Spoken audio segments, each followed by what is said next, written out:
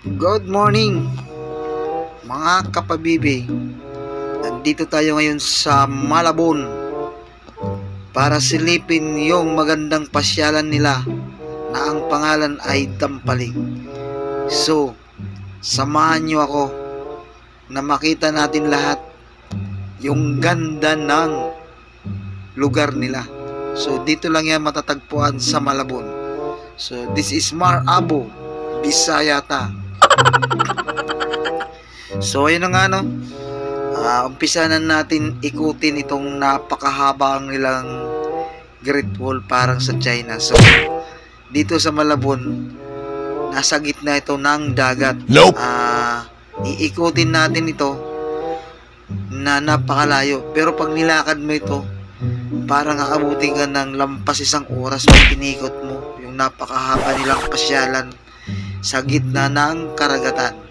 So, yung nakikita nyo sa likod na nakatambak na buhangin, lupa, ay yan ay yung tatayuan ng mga building.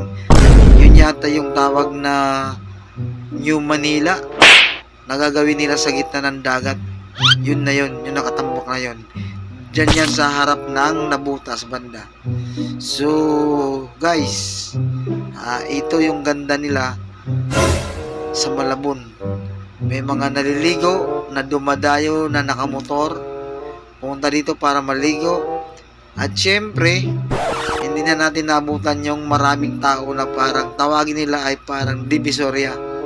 Kasi ang oras ngayon ay alas 9:30 na. Kasi, bakit? Ang layo ng biniyahin natin. Galing Cabuyao, Laguna para lang marating itong Dampalig, Malabon. Umalis ako ng Cabuyao ay 5:30 ng umaga. So nakarating ako dito ng 9:30. So ilang oras 'yun? 'Di ba? Napakahabang oras sa biniyahe ko. So siyempre, solo bikers tayo. Kung makikita nyo, palingon-lingon ako kaliwat kanan kasi tinitingnan ko yung kagandahan ng kapaligiran kasi nga masarap din ang simoy ng hangin. So, isa sa mga napansin natin dito, yung mga dumadayong naliligo at mga namimingwit.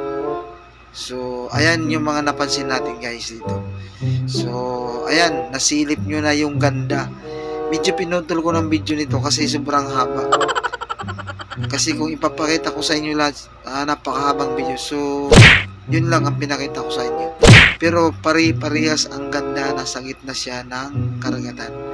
So, sa mga susunod na ride ko, ipapakita ko sa inyo rin yung iba't ibang lugar na pasyalan dito sa Manila. So, hanggang dito lang muna tayo sa Dampalig, ipapakita ko sa inyo. So, maraming salamat sa mga nanood ng video ito. So, sana nag-enjoy kayo.